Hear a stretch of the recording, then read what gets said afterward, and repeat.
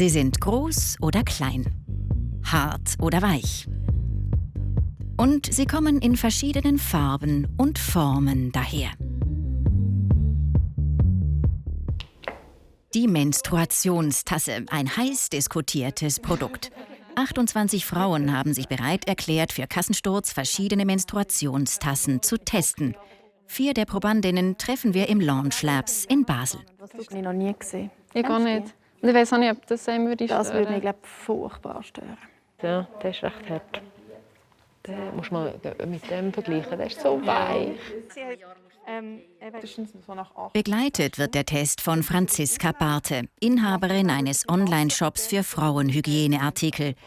Seit über 10 Jahren berät sie Frauen beim Kauf einer Menstruationstasse.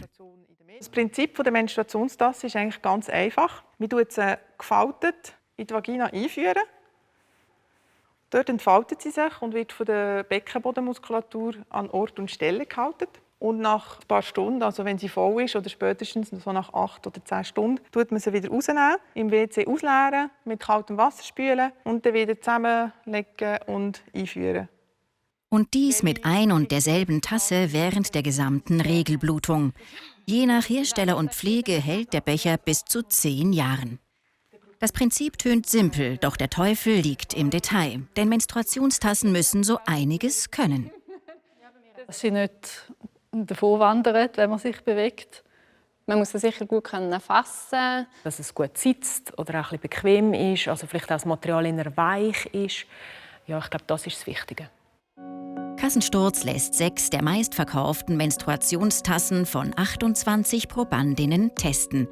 Jedes Produkt ist in verschiedenen Größen erhältlich. Denn je nach Anatomie, Alter oder Blutungsstärke passt eine große oder kleine Tasse besser. Das sind die Testkriterien. Wie verständlich ist die Produktinformation? Die Probandinnen studieren die Packungsbeilage, konsultieren die Webseite der Hersteller und bewerten die Verständlichkeit. Nach Angaben des Herstellers, wie zum Beispiel dieser Videoanleitung von Organicup, testen die Probandinnen die Handhabung. Sie bewerten den Komfort während dem Tragen der Tasse bei der Arbeit, beim Sport oder in der Freizeit. Und sie beurteilen die Dichtigkeit der Tasse. Die Probandinnen im Alter zwischen 23 und 40 Jahren bringen unterschiedliche Vorkenntnisse mit. Einige kennen sich zwar mit dem Produkt bereits aus, aber auch sie sind von der Vielfalt des Angebots überrascht. Es ist wahnsinnig, die Auswahl, die es gibt. Das finde ich fast der spannendste Punkt, weil jede Frau ist anders, jede Tasse ist anders und da etwas Passendes zu finden, ja, das ist so der Punkt. Andere lernen das Produkt in der 2-monatigen Testphase das erste Mal kennen. Eine neue Erfindung ist der Hygieneartikel jedoch nicht.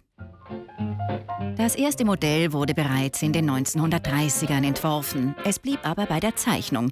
Für eine Massenproduktion mangelte es an Gummi. In den Folgejahren entstanden weitere Modelle mit unterschiedlichen Formen und Farben. Diese ließen sich aber schlecht vermarkten. Menstruation war auch in den 60er Jahren noch ein Tabuthema. Selbst ein Werbeplakat der Menstruationstasse Tasset am New York Times Square musste auf Druck der empörten Öffentlichkeit entfernt werden.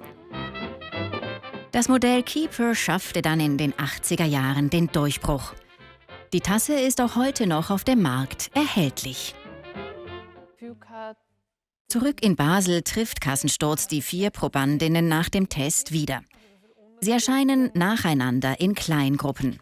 Auf dem Fragebogen haben sie ihre Beurteilung schriftlich festgehalten. Für jedes Kriterium vergaben sie Noten von 1 bis 6. Keine der 6 Menstruationstassen ist im Test durchgefallen. Und doch, nicht alle Produkte haben die Probandinnen rundum überzeugt. Die Menstruationstasse von Always findet wenig Anklang. Die breite Öffnung und das feste Material haben viele bei der Anwendung gestört. Das hat mir Druck, das hat mir Schmerzen gemacht. Das hat so einen unangenehmen Druck im Bauch. Also ich habe sie ziemlich schnell wieder rausgenommen.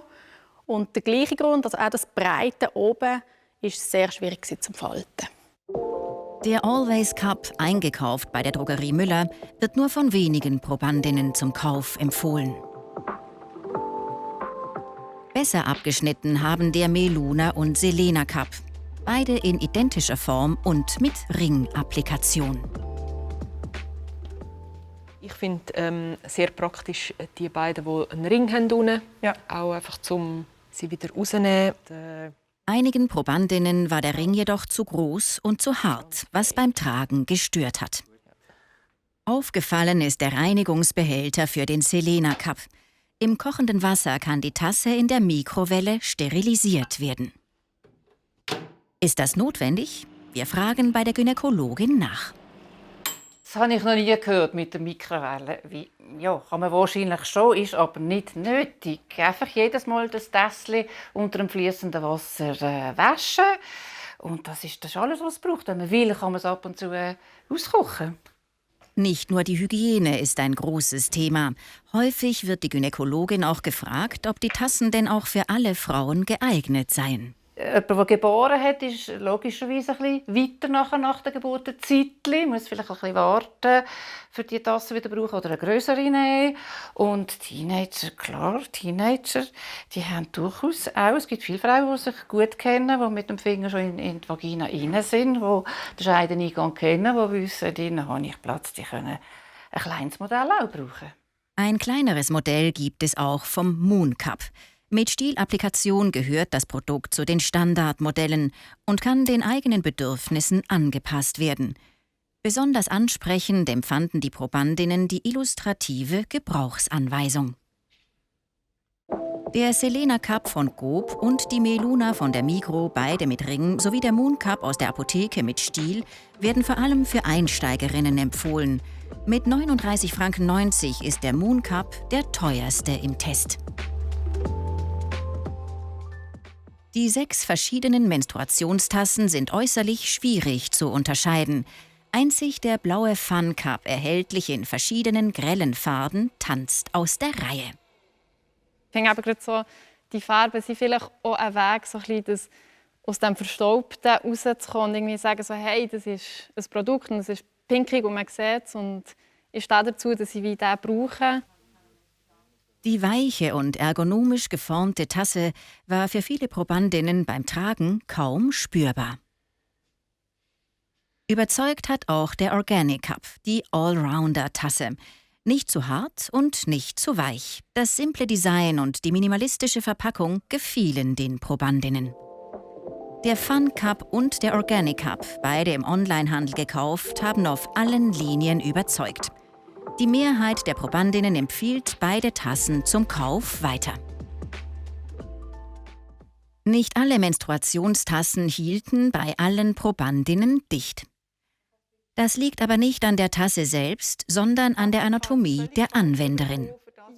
Denn nur wenn die Tasse perfekt sitzt und nicht verrutscht, erfüllt sie ihre Aufgabe. Es ist ein sehr gutes Gefühl, wenn du so merkst, dass mit dem komme ich jetzt die nächsten paar Jahre einfacher durch. Mit ein bisschen Geduld und einem guten Körperbewusstsein stehen die Chancen also gut, die passende Menstruationstasse zu finden. Und die detaillierten Ergebnisse zu diesem Menstruationstassentest findet ihr auf unserer Internetseite online.